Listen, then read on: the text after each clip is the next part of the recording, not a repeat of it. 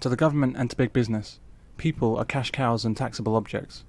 Our importance is measured by how productive we are, how much we spend, how much we can be taxed, and which way we vote. Our happiness is not on the list. When you appreciate that this is how we're seen, you'll understand where feminism came from and why it has so much support from government. They want women in the workplace, and they'll use every method that they can, including lying about men and making women feel oppressed by men. Women are not going to go back in the box. They're out, and they're going to be playing an even greater role in society than they do presently.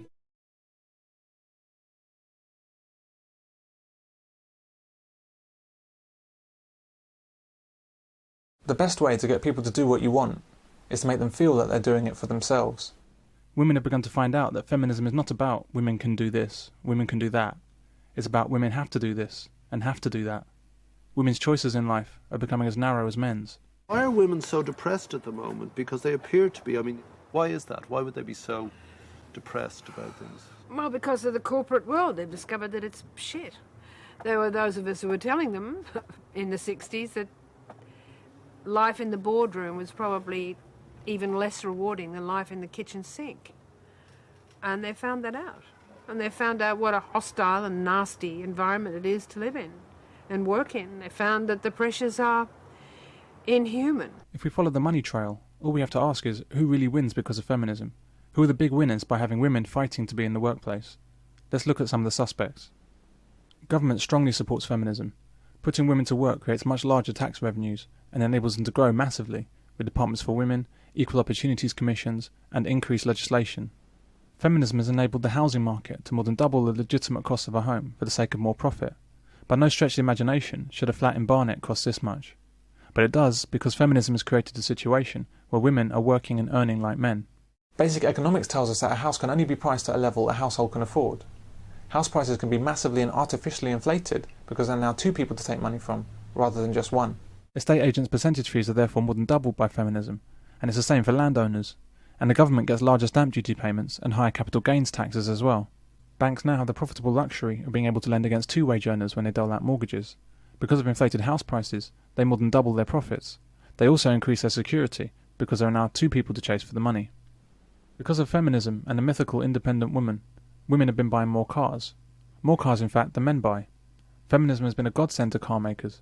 Indeed, the boss of Toyota once said, "Independent women can now buy many more of their own clothes, and still get clothes bought for them by men. Not bad at all." The list of winners from feminism goes on, but those not on the list, however, are men, women and children. They all lose. Did we need feminism? And some of the roles were fairly settled. I think they're much more amorphous now, much more difficult. And, I mean, a lot of it's, I'm not saying I'm opposed to it. I mean, I'm not opposed to the changes. I mean, I think we did need sex equality. I think to have a society in which you have the men being all the macho and women embodying all the finer things in life, it's a mistake. Are you saying that there was a need for feminism in the 70s, 60s? Absolutely, yeah. There's probably always going to be a need for anything to keep a balance there. What we're seeking to do in mankind, in fact, is to work with women, because I don't disagree with feminism in terms of equality for women. All I would counter that is it's got to be equality for men and women, and at any time that anything that is put on the statute books, it should be looked in a balanced way from the male and the female perspective. At the moment we have a Women and Equality Unit where everything that goes on the statute book is looked at it, but only from a female perspective. Now if you keep doing that with all of your laws, eventually you're going to get everything so that it all goes one way, and that's not right. Whilst he's undoubtedly correct about bias in the law against men due to feminism, I disagree that feminism was ever needed to address an imbalance between the sexes. The pendulum analogy for the position of men and women before and after feminism is that things have gone too far in women's favour in recent times. The pendulum has swung too far. But I think the reality is somewhat different. There is no pendulum. This is really another method used to promote the false idea that men have had their time of having it good and now it's women's turn. I hope to show you that this idea is entirely wrong. We need feminism like a hole in the head.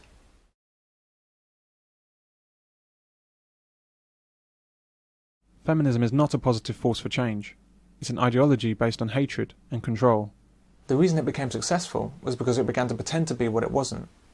It pretended to be about love for women and freedom for women, when it's always been about hatred of men and slavery for everyone. They were very, very highly organised Marxist groups of women of one sort or another. When I remember being horrified when I saw them storming the Miss World competition, thinking to myself, how can these women talk about liberation for women and women supporting each other and then go and bully a section of other women that they don't like because they're doing something they don't approve of. Put a woman behind that counter! Get lost! Freedom! If I went to speak, there were screaming feminists outside. I tried to publish a book called Prone to Violence. We finally did get it published, but I had to have a police escort all round England, and there were death threats and bomb threats. Feminism doesn't say that women are the equal of men. It says that women are better than men. A feminist is therefore the same as a racist, and they should be regarded as the same type of person. There's an ideology that is focused solely on providing women with advantages in the world within which they live, to the exclusion of men. And most women who describe themselves as feminists, in my view, do not really know the ideology that they are supporting in so doing. About half the population at the moment, half the female population at the moment, seems to describe themselves as feminists or as supporters of feminism. And when you ask them what it is that they are in fact supporting, they are saying that they are supporting equality for men and women. When you then pursue them as to what their notions of equality are, you find that it basically boils down to the notion that women are as capable as men in virtually all areas of life, and in many cases superior to men. And why I strongly object to the notion of feminism is that it only considers one half of the population, and almost always to the detriment of the other half. There is no way that I would regard feminism as anything but an evil in our society. I can put it as bluntly as that. I see it as a hateful ideology, somewhat akin to Nazism, in the sense that feminism discriminates against people on the basis of their genetic code, and for no other reason. Any woman who proudly admits to being a feminist must be considered in the same light as a woman who proudly admits to being a racist. And how does society react to racism? The number of prosecutions for race-hate crimes in England and Wales has soared by a third in 12 months. A feminist is typically female, but can also be male. A feminist likes to think that a woman needs a man like a fish needs a bicycle, but doesn't like to think that the bicycle was invented by a man. A feminist likes to think that God could be a woman, but not the devil. Some feminists think that all men are rapists. Some feminists even want the spelling of women changed to distance themselves from men. Feminists believe that sex differences between the sexes are not due to natural tendencies due to biology, but instead are due to socialization. In other words, Lucy likes dolls and pink and wants to be a hairdresser when she grows up because she's forced into these desires by a male-dominated society. Well, now, this is fun. A marvellous new take on Cinderella, in which Cinders doesn't want to go to the ball and marry the prince, who's a real nerd anyway. She wants to be a mechanic. Or, this is lovely too. It's Sleeping Beauty, except when Beauty wakes up, she decides she doesn't want to marry the prince at all, because he's... a nerd! And anyway, she wants to be a mechanic. That's right. And set up home with her best friend Susan, who's a football player. Such positive stuff, I think. That's why application forms use the term gender instead of sex. Gender means masculine or feminine, not male or female. The inappropriate use of the word gender implies that we have a choice in whether we're male or female. Feminists believe that women played a greater part in history than they actually did. There's an ongoing effort by women to rewrite history in the hope that no one will notice. Believe it or not, there were boys as young as 6 or 7 doing one of the most dangerous jobs of all on a ship, being a powder monkey. But it wasn't just boys, was it, Jenny? No, there were women on board ship, and anyone who wasn't involved in the actual manning of the guns would be helping in some way, running the powder from the magazine. How do we know that? Well, there were contemporary accounts, but also when there was a Naval Service Medal issued for Nile and Trafalgar, then a lot of women came forward to try and claim that medal, but were refused. The reason these women were refused medals is not because the women were oppressed, it's because the women weren't there. Women weren't permitted aboard warships until the late 1970s, over fears for their safety. And so the idea of women serving aboard military vessels in the 18th century is ridiculous. The most likely reason these women stepped forward was to claim on behalf of a man or boy who died on duty.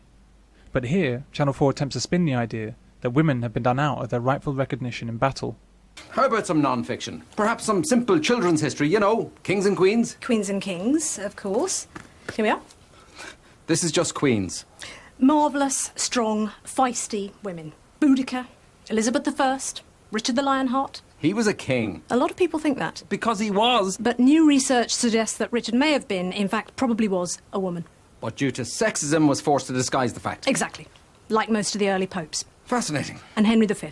I see. And possibly Churchill. Churchill? Yes. Winona Churchill. Often mistakenly referred to as Winston.